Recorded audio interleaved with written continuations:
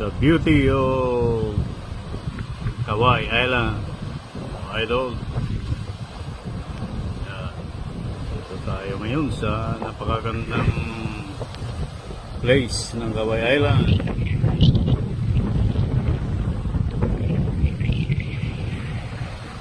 Lakas yung ampas ng lalo sa itong dinarayo ng ating mga turista dito sa Kawai. Yan o.